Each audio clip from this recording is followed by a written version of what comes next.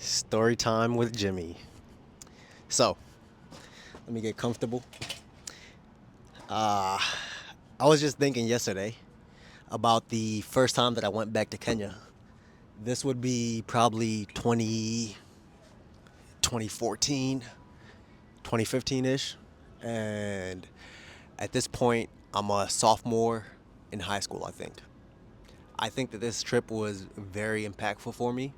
Um, it changed a lot of how I viewed the way I was approaching life. Basically, it opened my eyes to the reality of where I came from. It helped me get back in touch with my roots, but also made me realize like, yo, take advantage of what you got back in the U.S. So back to the story. So right now we're in 2014. Um, Jimmy's in high school, not taking life too seriously. I'm enjoying myself.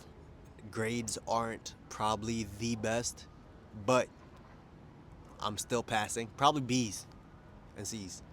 Knowing myself, I can easily attain A's, right? But overall, that's where I'm at in life.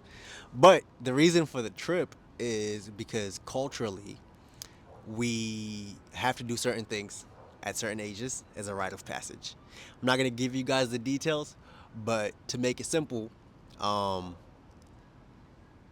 I left a full Jimmy, and when I came back, a piece of me was missing. I don't know what else to say, but that's as simple as I could put it for you guys. So back to the story. I'm 14, not taking life seriously. Mom's like, all right, you got your citizenship, so now you need to go back to Kenya, get your stuff done, and you'll be back here in a few months. I'm like, cool, bet. I'm thinking it's just fun and games, really not realizing that I'm about to be bedridden for about a month, a month and a half or something like that. I was in bed for like a good month healing. So the funny part about the story is that there's another grandma who's traveling back to Kenya. These mosquitoes are trying to eat me up, by the way, so ignore me scratching. There's another grandma who's going back to Kenya from my church. And because I'm traveling and she's not that good at English, my mom's like, all right, you're responsible for her. I'm 14. I'm 14. I'm like, what do you mean I'm responsible for her? This is a whole grandma. So at the end of the day, I still had to take care of her. So we get on the plane, transit through, I think it was Qatar, get to Kenya, make sure she finds her family. I look, find my uncle. I'm like, bet, we're on the road. So now I'm in Kenya. Make sure the grandma got there. I did my part.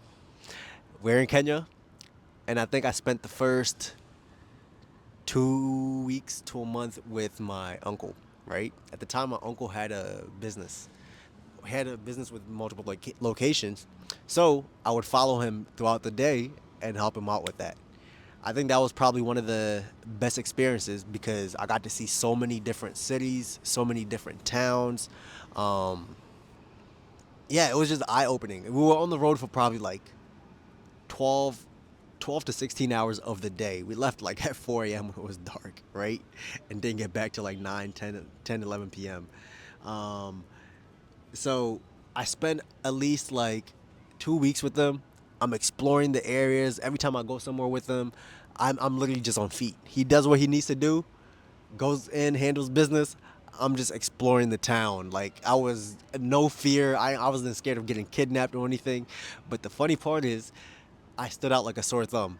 Even though I'm Kenyan and I blend in with most of the people around me, I stood out like a sore thumb because of how I dressed, how I talk, even how I walked. I wasn't used to not walking on just smooth sidewalks. Now I gotta watch my step and not step in potholes and ABCD. So it was just funny seeing me acclimate.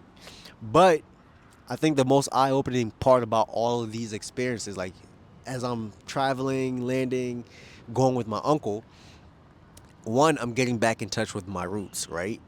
I'm hearing the language all around me. And this is the first time I realized that I actually remember Swahili because at this point, I don't speak it much at home, but it's still there. I get yelled at. I get yelled at in my mother tongue. My mom, when she's pissed off, she'd yell at me in Kikuyu or Swahili, and I would have to understand what she's saying because she's pissed. So like it would be like you get yelled at for something and you start doing something else because you didn't understand what she just told you to do, and now you're getting yelled at twice. still in Swahili. I'm like, yo, I still don't understand you. But now I'm exposed. I'm immersed in Kenya.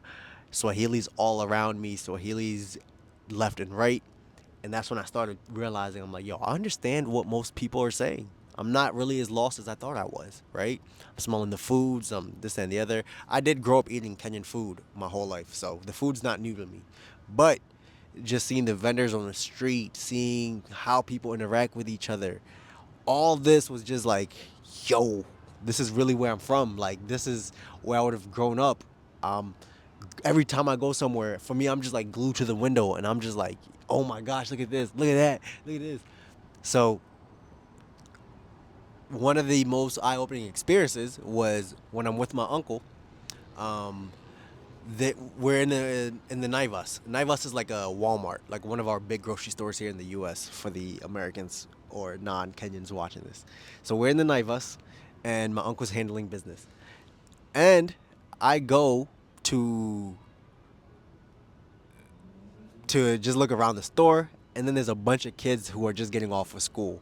Most of these kids are my age, right?